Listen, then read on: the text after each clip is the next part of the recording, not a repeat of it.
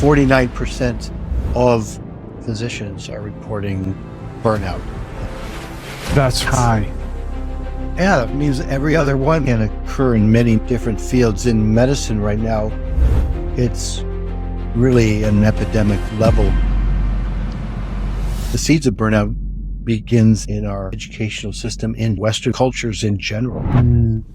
Our program called Mindful Practice in Medicine is really designed for many health professionals, not just physicians. It had a profound effect on how I practice medicine, actually, because there's many things we can't fix yet. Healing is still possible. Bringing awareness to this stuff that's going on in your head that actually affects your behavior. In a stressful, busy life, how do we elevate potential?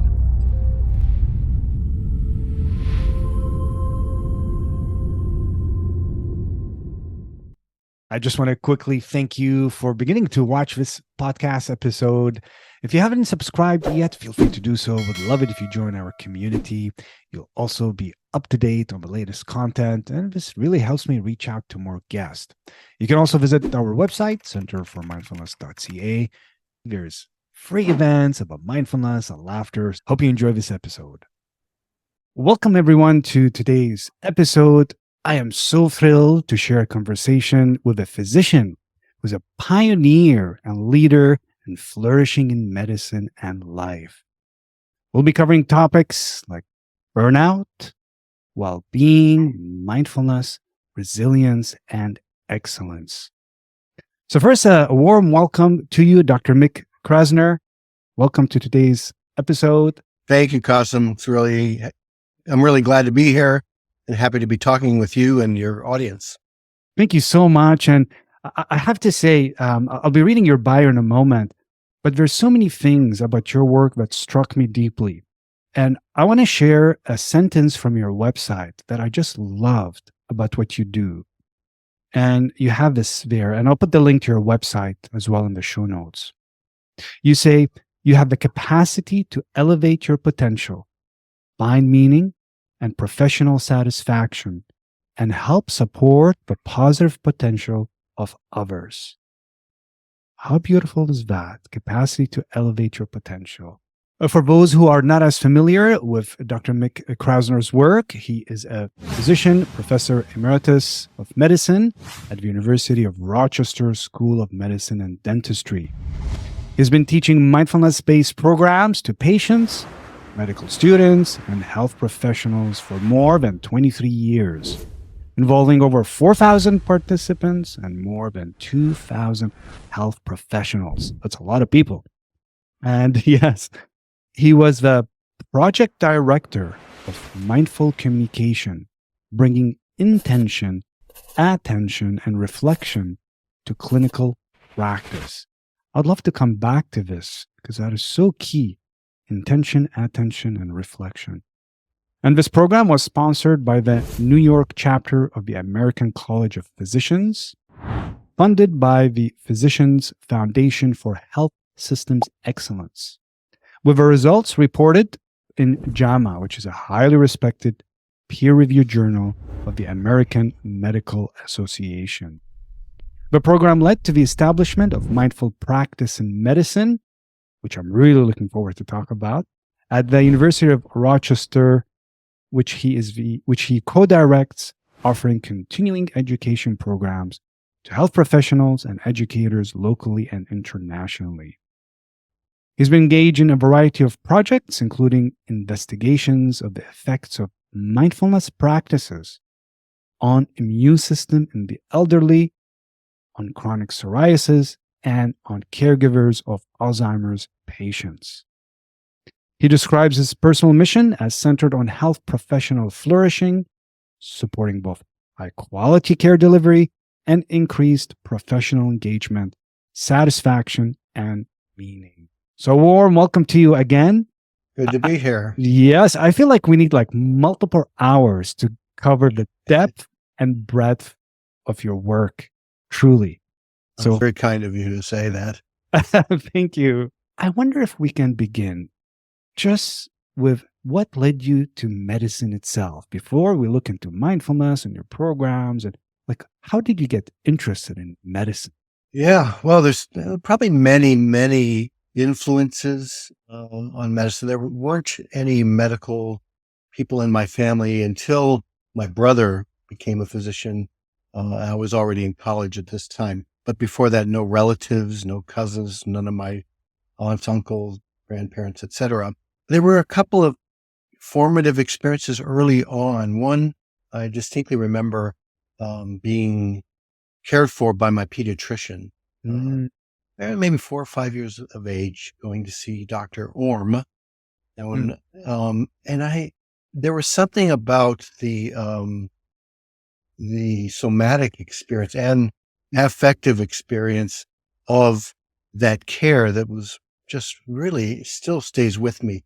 I remember the hands touching my abdomen, the technology of the stethoscope listening to me, the demeanor, um, presence, I guess you could mm, say. I remember feeling really comfortable and cared for and safe. what a So gift. that, yeah, so that kind of stuck with me. And then I did have it was a large family. There were six of us. I was number five, five males and my Mm, sister after me. And the two siblings closest in age were myself and my next oldest brother, number four, who had a serious, was born with a serious neurodegenerative illness and eventually took his life well into mm, adulthood. Um, but, you know, kind of living with that was another influence. Um, so I became interested in just the caring, the dynamic in the household was crafted and built around, all of our needs, including my brother's needs. So mm, that influenced me. And I just had this interest in partly that aesthetic that I felt in the doctor's office, but also the body, science. I remember I was given a gift by an aunt or uncle around the time I was 8 or 9 years of age, of a gift of money, mm. maybe $10 or $15 at the Ah, time. yes. And my mother took me to the department store in our community for me to spend it. And there was a book display, and there was uh, all these Dr. Seuss's books. And I could purchase about five of them for the amount of money that I was given. And then there was one book called The Human Body with all these incredible Mm. photos. And I remember distinctly holding both of those, the five in one hand and the one in the other hand, and like asking my mom, I don't know what to do. I really love this, and I don't know about this stuff. Being a mother is thinking probably really strategically about the future. She said, I think you should get the human body book. So and I would sit with that book and read it and, just was completely interested. Interestingly enough, when I actually, by the time I was in high school, I was much more literary oriented. And it wasn't until my second or third year in college that I shifted to decide I was going to take the requisite pre-medical courses and become a physician. But there was a lot of streams, but I think early on there was this aesthetic, there was my own somatic, cognitive, and affective awareness. There was just my curiosity, the influence of my brother in the family. And then finally, I think I must have known that there's something about caring for others that is reinforced uh, in us as human beings, as part of our stress adaptation, we could Mm. say. It's an absolute must, being a social species, that we have this embedded in our Yeah. civilization. And I probably had that sense of the positive reinforcement physiologically, whatever it is, dopamine, oxytocin, whatever, that was telling me this is good. This is good to care for others. Mm. Mm. As you're describing these moments in early childhood of being cared for in such a loving way, caring way, where you felt held, supported, you felt trust. I can see how, this has paid forward in the work that you've done, creating spaces for people to experience this type of care and love. So I'd love to come back to that when we get to the work you're doing now as well. So the reason I ask you this, because sometimes I know for me, I had a lot of pressure to become a physician growing up. My grandfather was a physician and is so well respected in the town he is in, which was north of Iraq. And he just, since I was a kid, like, oh, so I'm going to be a doctor, And, and there was something in me that felt so pressured. And I think I growing up, I kind of fought against it. I'm like, I'm supposed to do this, but I don't want to do this. So I ended up being another kind of doctor, a psychologist. But I've always wondered what life would have been. What would you say? What was it like in terms of stress, going to medical school and seeing others? Here's a profession that's intended to take care of others, but it really seems to impact the practitioner. So what was it like for you? Yeah, it's a good question, Kasim. It was challenging. It was difficult. It was stressful. Took a lot of focus and attention. None of those things by themselves are necessarily good nor bad. It's kind of how one frames it.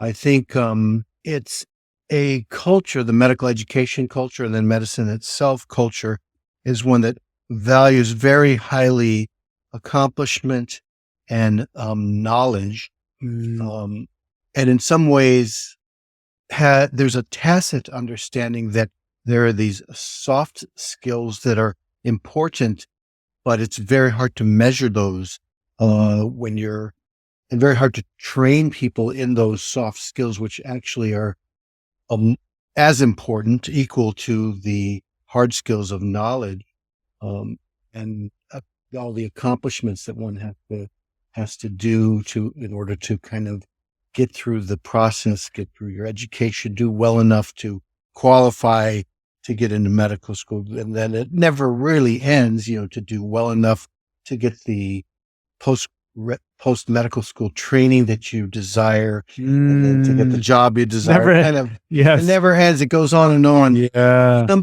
Many people call it a calling, and I think there's some truth to that. Or there's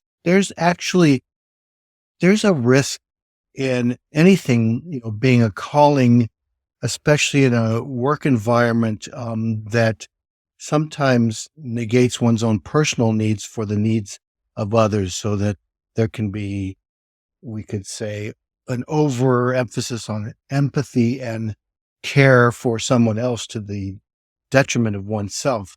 And actually, this has been recently called into question, at least as a way of kind of beginning to have a discussion about, well, if it's a calling, can calling be weaponized? Can you take advantage of trainees because it's a calling?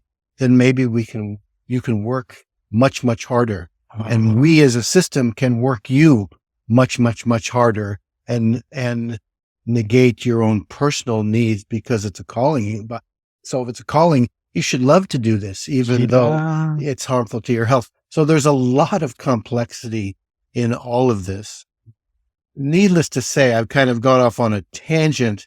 Needless to say, I do think that there were some wonderful, wonderful aspects of the preparation and leading up to and including the medical education experience.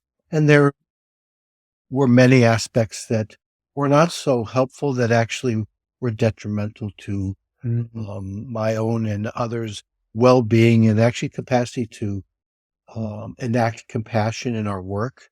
And burnout, I think the seeds of burnout began in medical training. In fact, probably is more cultural and even begins in our educational system in general in North America, let's say, in Western cultures in general. So I hope that helps. It's not a clean answer, is it? But It's the truth, I think. It's the truth, For which is me. actually life, isn't it? It's not just like perfectly packaged.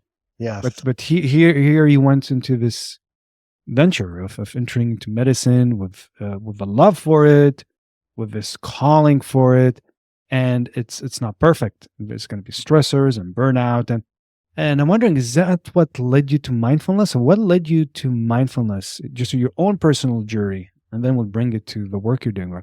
What led you to mindfulness?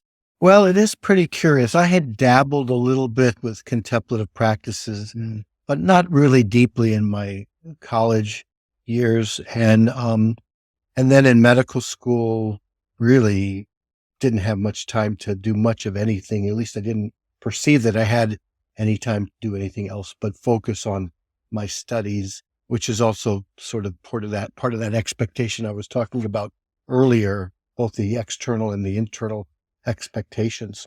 After medical school, after my residency training, I did have a little bit more longer experience with contemplative practices. We have a local, very well known actually, Zen center in Rochester, which I became a little bit involved with and learned some meditation from them. This is the Rochester Zen Center, which was founded by Roshi Philip Kapleau, who many of you and many of your listeners might be familiar with, one of the two, I think, seminal figures in Western Zen Buddhism.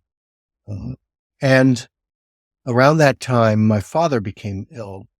This was in the early 90s. He became ill with pancreatic cancer, which is a lethal diagnosis for 98% of people that have that diagnosis. And it's a very rapid, quick illness for most of them. And around that time, there was a television show. This must have been 93, 94, I'm thinking, called Healing and the Mind. Yeah. Bill Moyer's public television special. And on that show, there was one segment that was, I think, called something like Healing from Within. And it featured, guess who? John Kabat-Zinn and the stress reduction program at University of Massachusetts. So I watched that because I loved public TV, the little time that I had having young children at that point in my life, working in my medical practice at that point, and et cetera. Watched that and ordered the book, Full Catastrophe. Yeah. It had just come out, or around that time. I don't know if it was simultaneous with the public television show.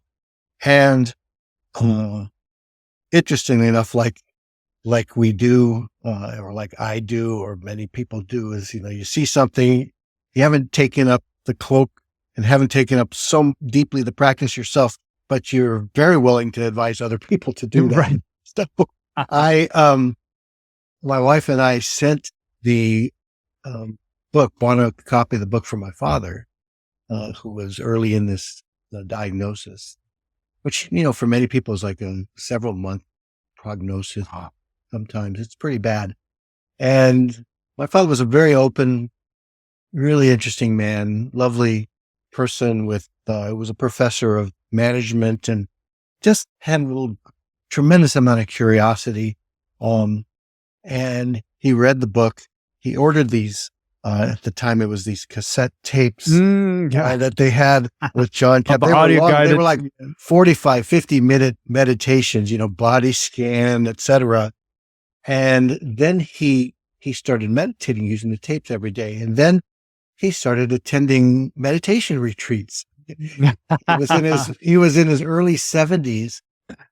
And he wound up actually living, I think, with that illness about 2.5 years, which is pretty long for that particular diagnosis. Now, hard to know what to attribute it to, but I certainly had the experience. And at that time I was practicing medicine and had a fair amount of medical experience at this point with my training, that the quality of his life up until, say, the last 6 weeks was extremely high. He was able to travel. He was able to go on retreat. He was able to, visit. I was able to visit him. He had energy, etc.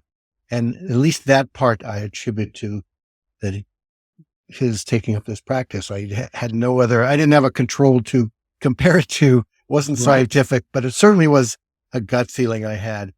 And that's when I decided to become a little more serious about it. And then Mm. by the late 90s, I think I attended one of the Omega uh, 7-day intensives with John Saki, and then started their training sequence in Mhm. the early 2000 period for teaching, and then started teaching it. Mm. The mindfulness-based stress reduction. That's right. Mindfulness Yeah. based, the MBSR. Yes. You know, when you're naming that, the Full Catastrophe Living, this John Kabat-Zinn's book, really outlines this 8-week program, and it's really impacted medicine. Like it brought a new, being in a faculty of medicine in the University of Massachusetts Medical School, it brought this new paradigm, and John Kabat-Zinn calls it like participatory medicine. There's what we need from physicians, and we need to be like active agents of change ourselves. Like, what are we doing in supporting our own journey? And that for me was kind of profound when I came across them. Like, oh, we can have both. We can benefit from the deep expertise of physicians, but we can do something that can help ourselves in healing with things that we can't fix. There's many things we cannot fix. Completely. And related to that, it had a profound effect on how I practiced medicine, actually, because one of the things, there's many things we can't fix, yet healing is still possible. And one of the profound things, I don't know if it was in John's book or if it's something I heard him say some later point, was that healing itself is not necessarily about curing, but it's learning to come to terms with things as they are. And that, for me, as I was working in chronic disease management, which is what an internist, internal medicine specialist does, really hit home, because I wasn't fixing most things. I wasn't helping people fix most things. I was engaging in a relationship that would help people come to terms with how things are. Yeah. Maybe they are really good. Maybe they're not so good.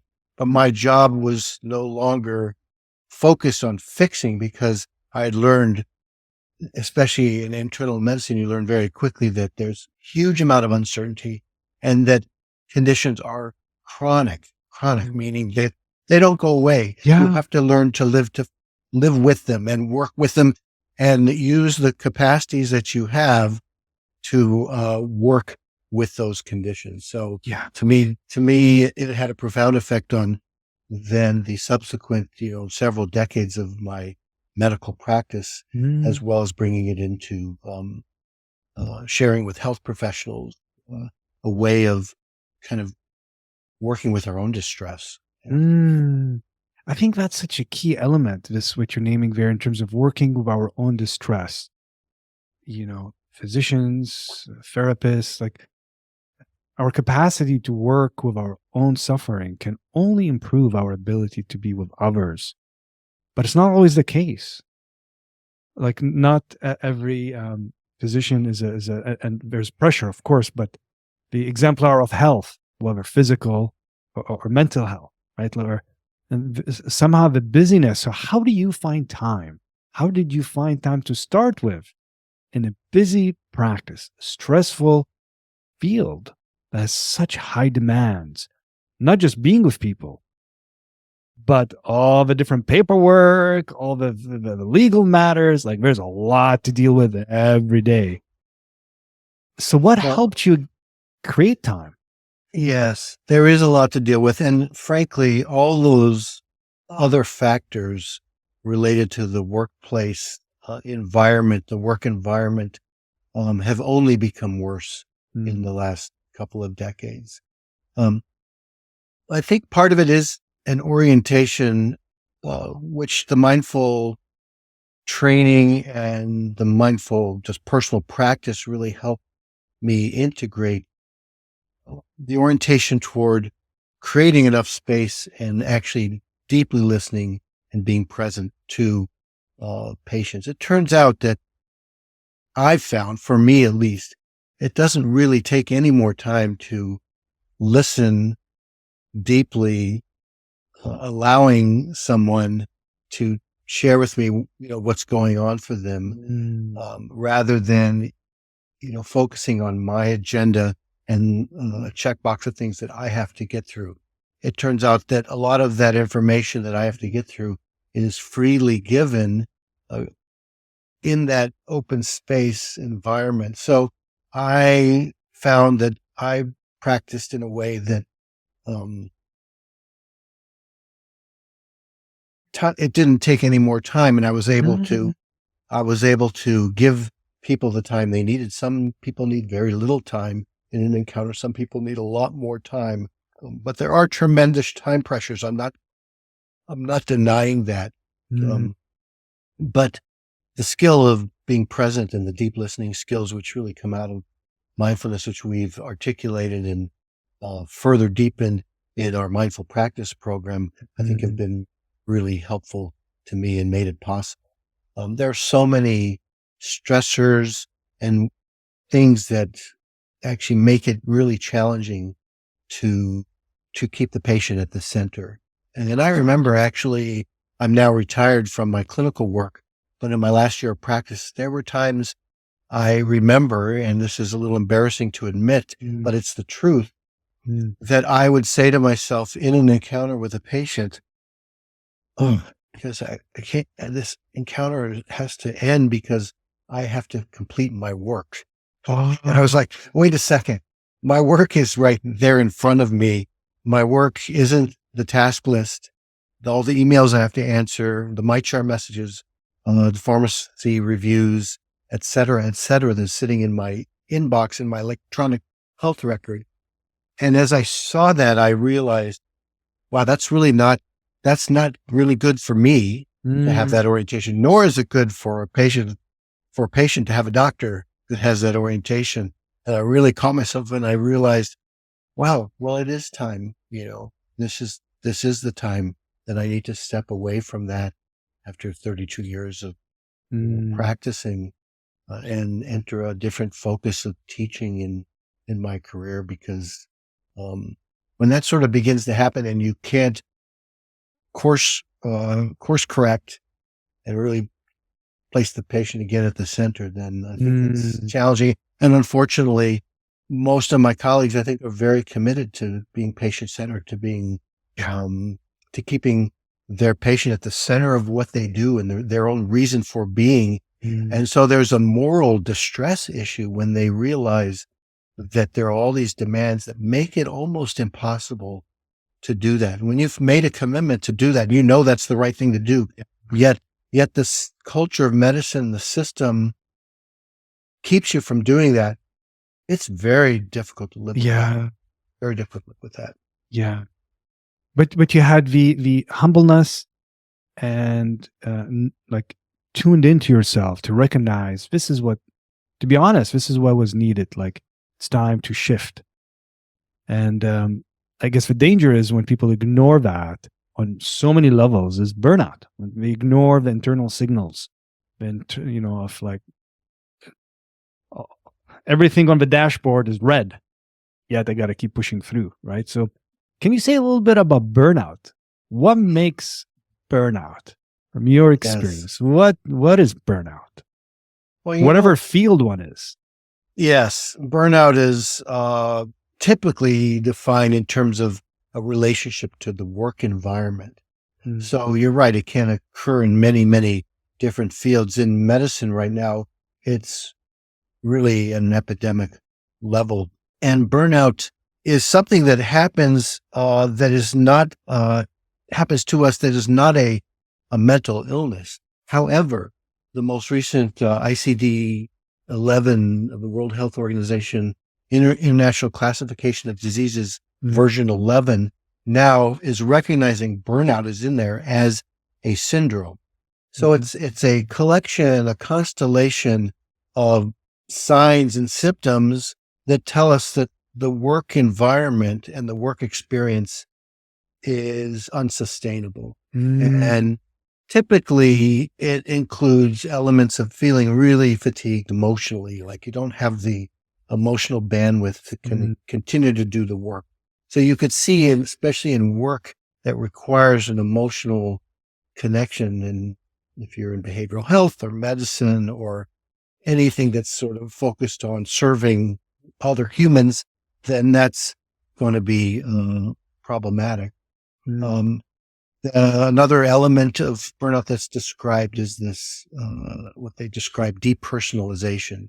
Really, we're talking about behaviors that come from being burnout that make you see others as objects, see your tasks as things are just getting in your way. So what I described in my office setting, when I saw that the patient was getting in the way of me getting my actual work done, that's depersonalization.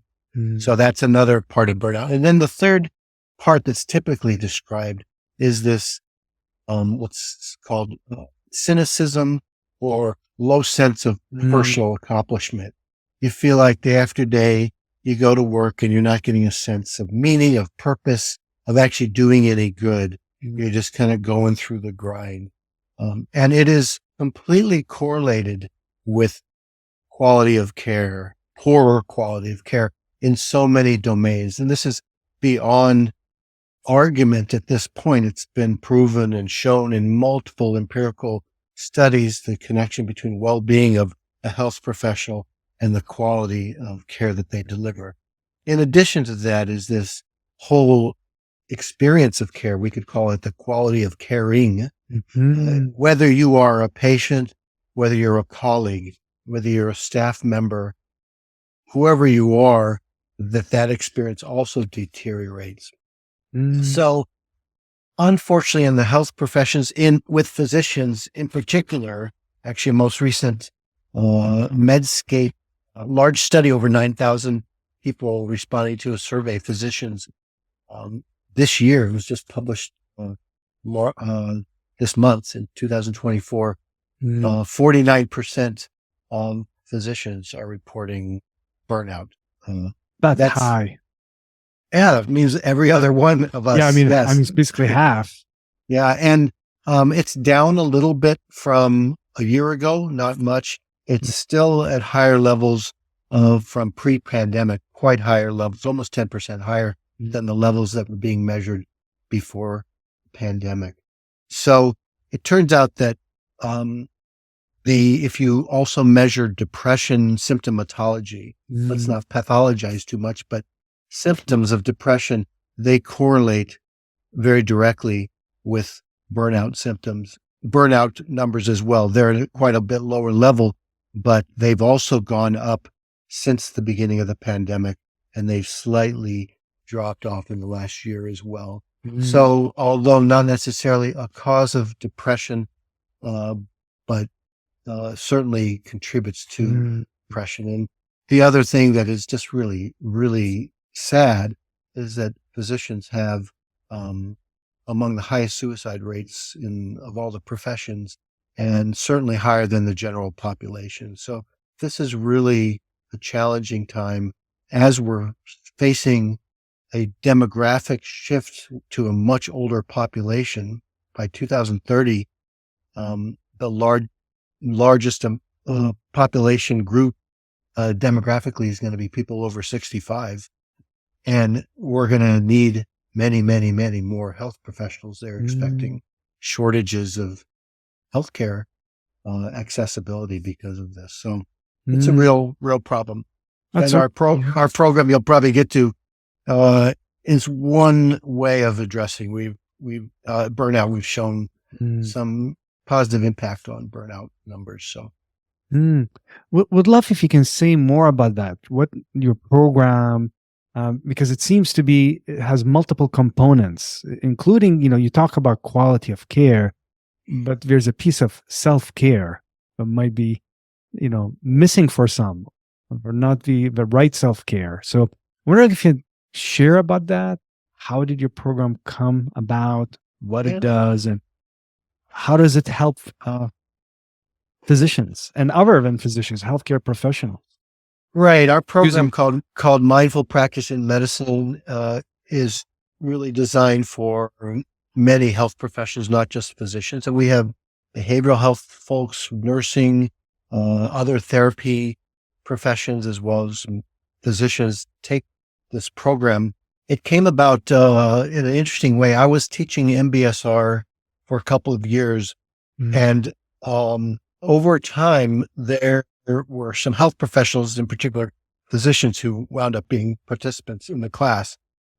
And one of them, or a couple of them, said to me, must have happened more than once, it would be really, really interesting if you could offer this as a continuing education course for health professionals or for physicians. We need to get CME credit, and it would be nice to kind of be in a group of colleagues, because that would be, be comfortable. We'd be able to talk about things. We could maybe be even a little more open in the discussions and in the conversations that we have in an MBSR class. People, begin to soften and open up to their experiences and begin to share about their experiences, as you know.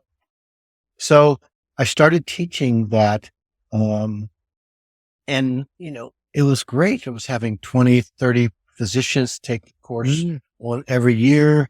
And then after a couple of years, I saw a request for a proposal for a foundation grant in the New England Journal of Medicine.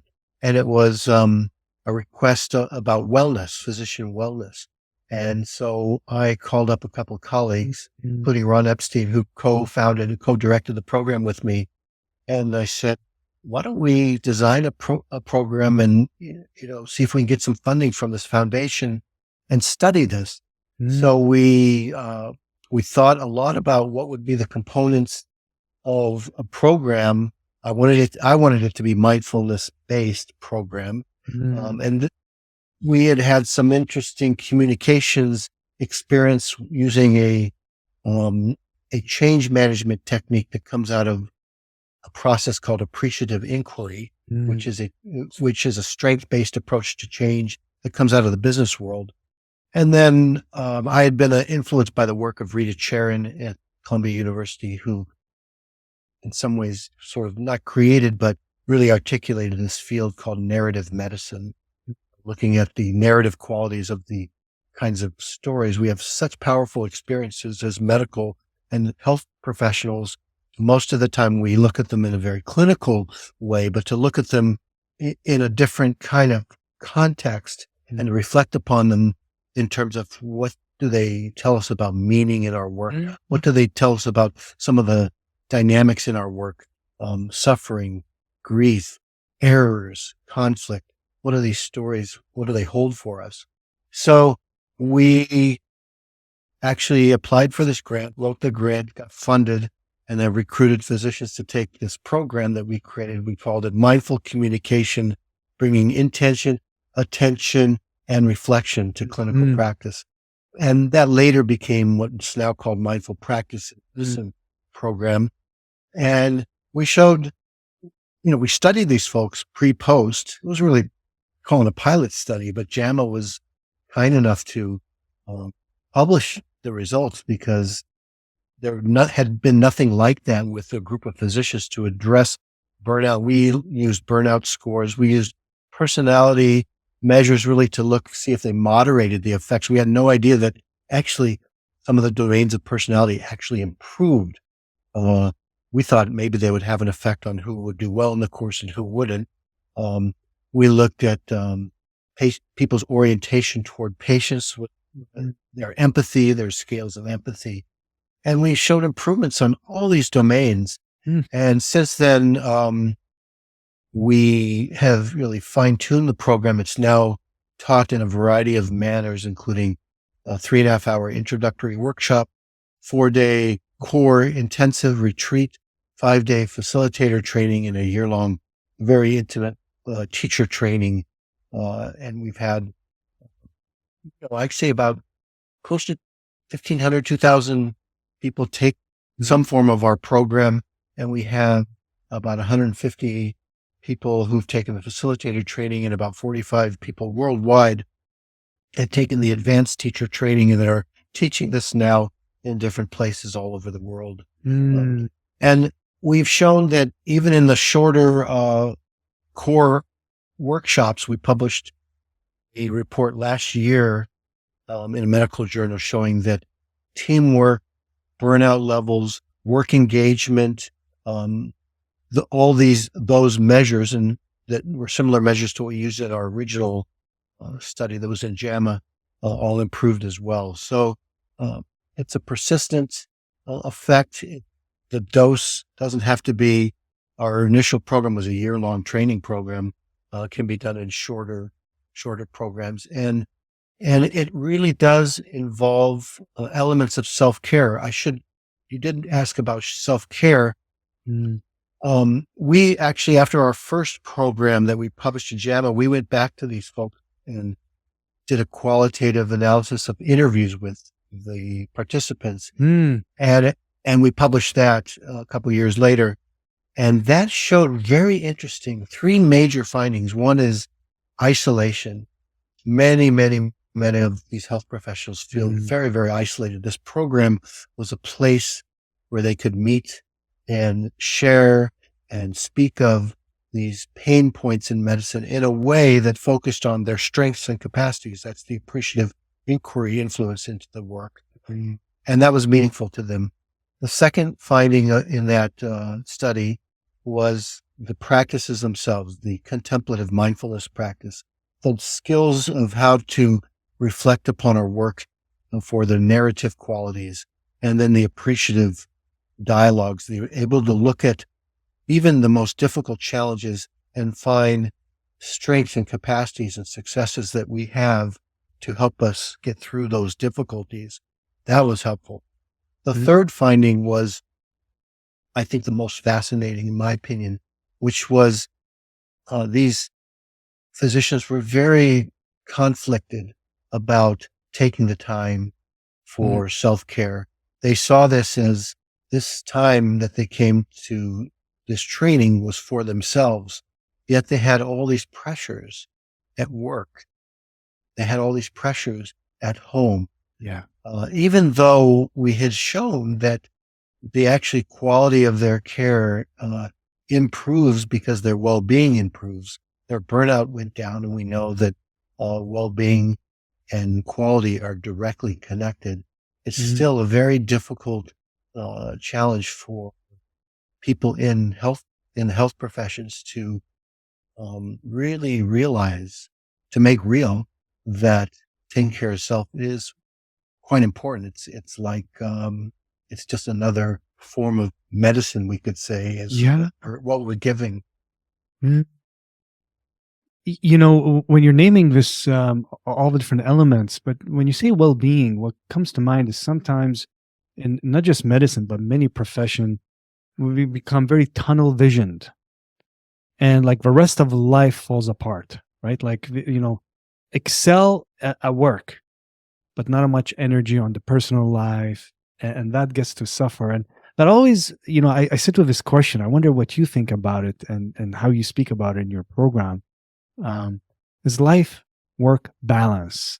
Sometimes it's so misunderstood. It's like as if some kind of scale we have to hit just right. And so how do you see that? Like, what is, from your perspective, is it possible? And what is work-life balance? Yeah. So we actually don't use that concept at all, life work balance, because you're right. I mean, as you were describing it, it's not about like making, kind of evening the scales. In fact, what that becomes is a game of, well, this side needs a little more weight, so I'm going to put more energy here. I'm off balance. This side needs a little bit more. Pretty soon, you're adding so much, you're overwhelmed. You can barely stand up, metaphorically. Yes, it's a great way of describing it. Yeah. So we talk more about like work life. We could call it integration.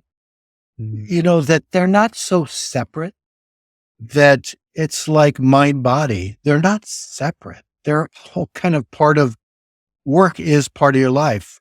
For some of us, it's a really big part of our life. For others, it's compartmentalized. Everyone has different relationships to it. So to even the concept of thinking that work life is dichotomous, that there's a binary there, that means that oh, work is not my real life. My real life's over here, but gosh, I spend a lot of my time Yes. on this part of my life. If my real life's here, why am I doing all this over here? So we really try to talk about these skills that we cultivate in the mindful practice and medicine program as being applicable not just to the workplace. They're applicable to life. They're life skills, really, to listen deeply, to speak clearly, to enact compassion, to understand the early warning signs of stress somatically, emotionally, cognitively, to really understand one's behaviors in terms of the context, and to cultivate different practices that can bring us back online, so to speak, even if they may be just brief little practices to bring us into the present moment, to what's actually going on, to what's really important here, whether we're at home, whether we're at work, whether we're doing nothing and seemingly doing nothing, but actually really, really, really busy in our heads. Still at work. Many people do that. Still at work. Many fields, right? It's mindfulness to kind of hang on and keep planning. And, it's a default network referred to often. This default network in the brain, calculating, planning, remembering. And it's for a long time was seen as like the enemy by many people. Like, I got to stop this brain. But it's really helping us to remember things. We just need to learn with mindfulness how to relate to these thoughts. And this is one of the things that your program offers, is like how to work with the conditions of being a physician and healthcare practitioner. Yes. So, yeah, I think absolutely that's right. It's more about like just being aware of what's actually going on, and bringing awareness to this stuff that's going on in your head that actually affects your behaviors. Yeah. You're in a room with a patient, listening to them, but yet you're thinking about the My Chart message that is waiting for you, and you're thinking about the prescription that you don't want to forget to call in for someone else. It's not bad that those things are happening, but once you flip the light on and say, oh, interesting, those things are not really important right at this moment. They're important. I have to get to them. But when I get to them, they'll be what I'm doing. But right now, and this becomes a reminder to return to what's present, what's important, or to prioritize, say, excuse me, I need to take care of something that's actually pretty urgent. You'd understand that.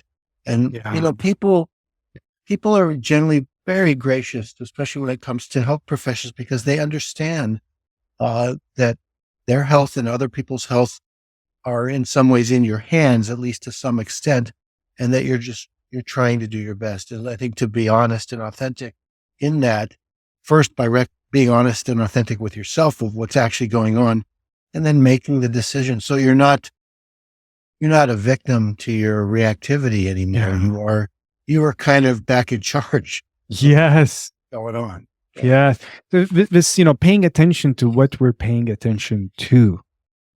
Sometimes we're just like multiple open tabs, like a browser, 50 open tabs, and they're all running at the same time. And it's like, maybe let's close that tab. We'll get back to it later. And that's a skill that everyone can really learn, working with this multiple tabs in the brain.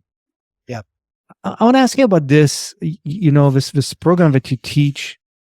It's, recognizing the early signs as well of burnout, because many people, they wait until it's too late, until it's like a hard stop. Boom. Mm-hmm. Yeah. It's like, okay, now you're forced to stop, break down. And, I know on your website, you have this, you documented a journey of the Camino. Mm-hmm. And I'm wondering what a great metaphor that is. And you had a bit of a foot injury on the path. So, but these moments where, you know what, I got to stop now.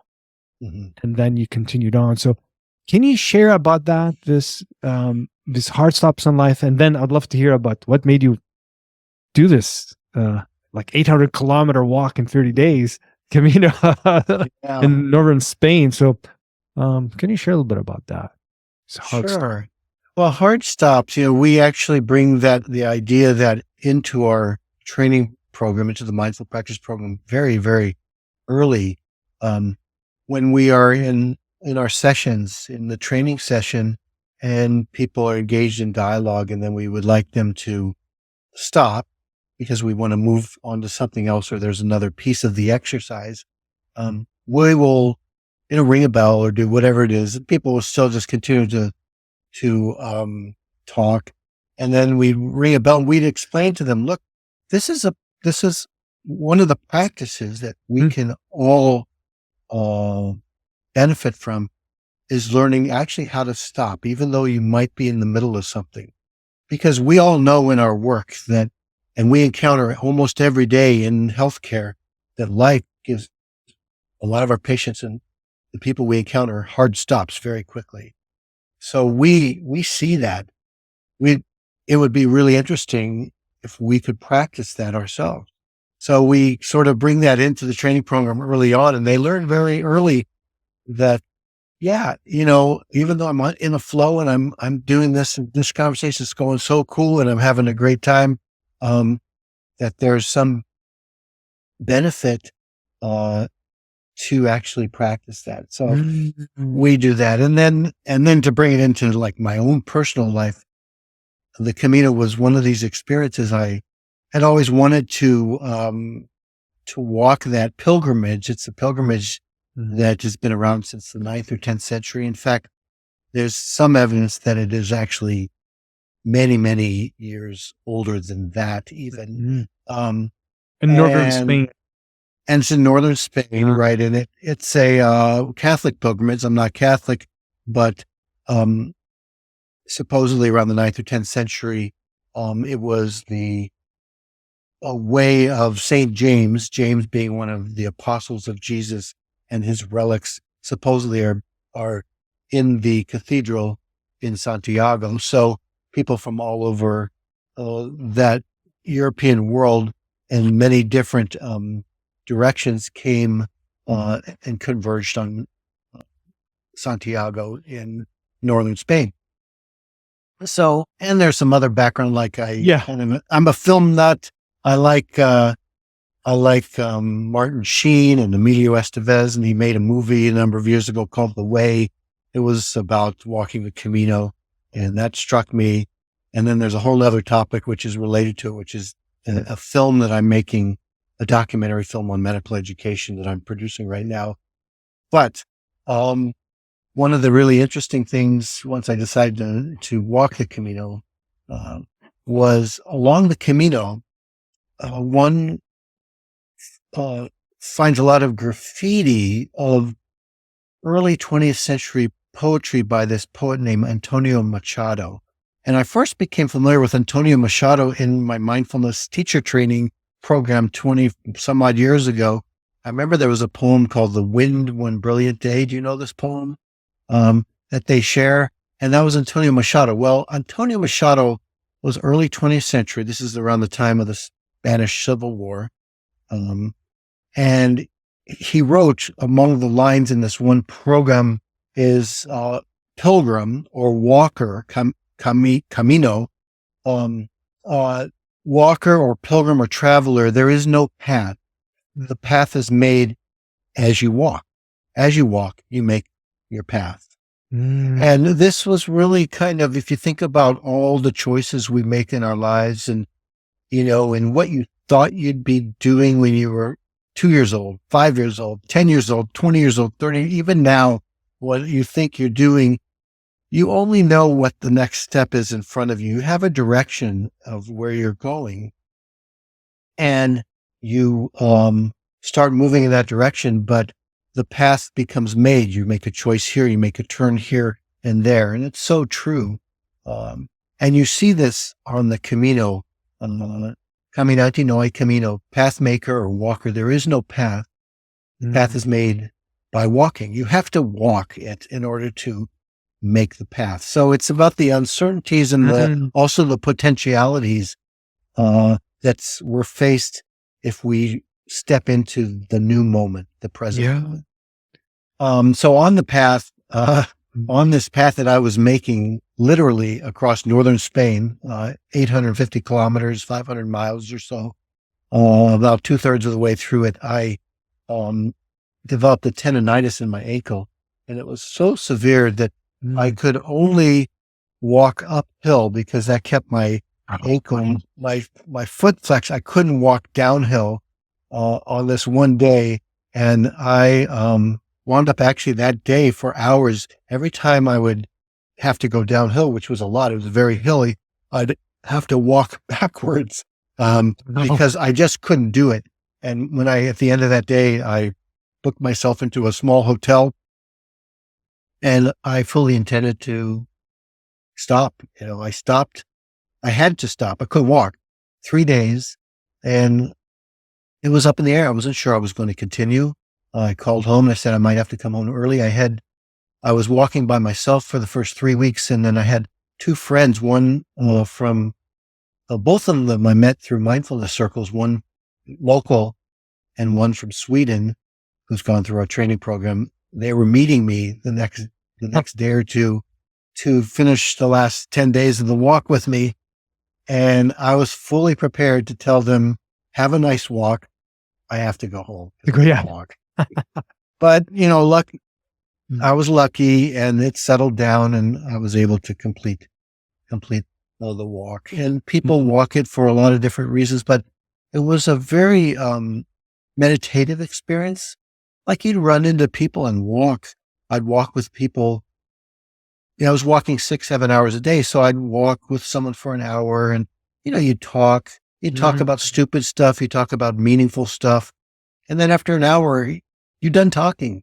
And then all you are doing is walking next to someone, and you're just breathing, and you're walking, and you're walking, and you're breathing, and you're walking. Yeah. And it was really a movement meditation that went on for 30 some odd days. And it was lovely. What an experience, and so symbolic of life. Like, just the journey of being with someone, whether it's at work, whether it's family, being with them, breathing with them, and also the uncertainty in life. Yeah. Right? The uncertainty. Absolutely. Like what you described, it's like you walk and then you arrive and you figure out you're going to stay then. It's like, and our mind is not comfortable with that, wants to know everything, but there's something beautiful about leaning in the discomfort of not knowing. I will share one really interesting experience, which I think has to do with that whole concept, not knowing and not really projecting too far ahead. So it was a very hilly part of the country. I took the northern route. It's only about 10% of the pilgrims walk that route. And it's quite beautiful. It's on the northern coast, so you see the ocean much of the way. And being hilly, you'd be on these trails, and the trail would curve, and I'd be walking uphill for quite some time. And early on in the first 10, 15 days of this, I would find myself, I'd get around the curve and I'd say, okay, I must be getting to the top of the hill because this is getting really tough and I really can't take much more of this. And I must be at the top. And I would fully expect when I turn that curve, there would be the summit, but no, it's still going uphill. And so I got used to this. And then finally by the third week, I was like, okay. And also my body had become somewhat in shape by that point. So it didn't bother me as much. But I remember the mind getting so frustrated with an expectation. And then when that expectation wasn't true, I was projecting an expectation that I had no idea. And then when that projection didn't turn out to be true, I would get angry and frustrated. So my friends joined me, and they're walking, and they haven't worked through this experience. And day 3 or 4, we're on one of these, and I'm thinking to myself, this is really interesting. I'm wondering if Charles is going to have the same experience that I had. And he's kind of on my tail. He's like right on my shoulder. And every time we come around the curve, I hear him like mutter something to himself, either just make a grunt or a noise like, oh shit, oh God, and It was like funny because I had gone through that exact same experience of like my expectations, which were unrealistic, not being met, and then this would happen over and over again with Charles. And I was just like, isn't that interesting? This is true for all of us. We set things up in a way that's unrealistic, and then we expect to have that experience. And if nothing else, it taught me that it's all uncertain. And again, you make the path as you walk. Yeah. You don't know where it actually is headed and what's going to actually happen. Yeah. There's something about, working with the imperfection of things, in a lot of fields, like we're wanting perfection, medicine or therapy, like we want perfection. And, there's something about working with uncertainty and striving for excellence, which feels different to me, like wanting perfection of like, I need to know when this road is going to end. I need to get there and my body is just exactly how I want it. But, how would you say, can we redefine excellence in a way that allows for imperfection? Like, how do you view, I know you speak about excellence as well. Like, how do you view excellence in work and life? It's a really, really good question, a really interesting concept to think about. I think it's very subjective, right? And so that perfectionism, what is perfect? And what does that actually mean? And what is actually excellence? So I think we have to begin to define it for ourselves. I think the pursuit of excellence is fine, great, phenomenal. And I think if you're in, really any kind of endeavor that you're doing, whether it's you're raising a child or creating a garden in your backyard or practicing medicine or doing psychotherapy with patients or teaching mindfulness-based stress reduction, you certainly want to work at your best, give your best. We want to be open to improving. And I think all of those are parts of excellence. I don't think it's a state, but I think it's more of a process. Maybe that's what I could say. A process of being open to the changing nature of the experience and being able to respond to it, just like I had to respond to this endless trail that keeps going uphill and didn't ever seem to reach the summit. I love that way of describing it, like open to the process, which allows room for what we think might be failing or didn't go my way, so it's bad, rather than part of a process is sometimes falling flat on our face. Yes. Right. Yes. Like budgeting for that, because otherwise the critical mind kicks in. What's wrong with me? Why is this not working? I'm not getting there in whatever endeavor, rather than it's process. Yeah, I'll paraphrase this, but I don't know that if your listeners are familiar with Anne Lamott. She's a writer, and she said something like, wherever the biggest challenges are, that's where the greatest growth is. That's where the greatest rewards are as well. So another way of saying that, I think the Stoics talk about, the obstacle is actually the way, actually turning toward the challenges and the difficulty is the way through it. Yeah.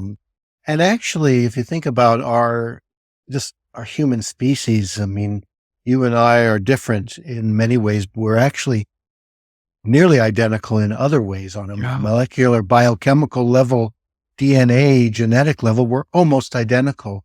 But if it wasn't for, millennia of different kinds of challenges that our ancestors had to face and meet, we would be all just clones of each other, and there wouldn't be the diversity. You know what I'm saying?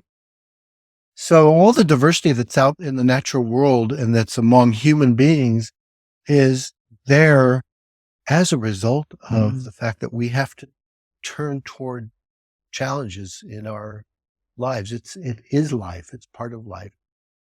It's the first noble truth, really, right? Right. That there's suffering. It's challenge. Yeah. This has been so enjoyable. And I'm realizing we actually went over our allotted time, but I find myself, I want to like, it just feels like, oh, I want to go for another hour here. So I'm wondering if we can fast forward just before we end. If we fast forward 200 years from now, 200 years from now, and this, what you've created and what you're developing with this mindful practice, what do you envision as like your heart's content, that it keeps flourishing? What might that look like 200 years from now? Oh boy, 200 years from now. Well, I would hope that actually it's not needed at all. Any of this, the training isn't needed, that we will have been successful enough that people in the health professions are flourishing. I think there's some really exciting changes, not 200 years from now, actually now, 5-10 years. Artificial intelligence is really going to help us with knowledge management so that we don't have to, as health professionals, kind of be the container of all that knowledge. And we can really figure out, like, then how are we best trained in our interpersonal skills, in our compassion, and in the ability to integrate information and access the information that we don't have to hold up here. And much of our training is still very focused on mastering a knowledge. So I think that's going to be much sooner than 200 years from now. And I'm hoping that health professionals are able to really flourish so that they can continue to do their work at much less risk to themselves, to their well-being, enhance their well-being in such a way that they can be the most effective health professionals and providers of care for the people that they serve, which really is all of us. Yeah. Well, we'll hold this beautiful vision of flourishing. And I'm wondering, how can people reach you? How can listeners reach you? And I'll put it in the show notes. What's the best way? Yeah, so there you can contact me through my website, and you'll see that in the show notes, but it's mickkrasnermd.com. You can find out about our mindful practice programs at mindfulpracticeinmedicine.com. That's through the University of Rochester. And you can find all these things out in the show notes. And thank you so much. And I'd love to come back at some point if you want to have another conversation down the road. Would love to have you back. Truly, thank you for taking not only this time and sharing this work, but for the work that you've been engaged in. It's so needed.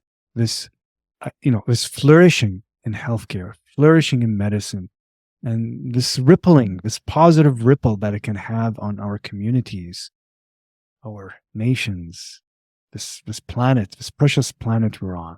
So thank you for a beautiful, truly beautiful work, and may it continue to flourish across the planet. And I want to thank all the listeners for their wonderful listening ears and for watching if it is on YouTube. If you found this useful, feel free to like, share, and subscribe. May your moments be full of ease, and may you be present in as many of them. Thank you.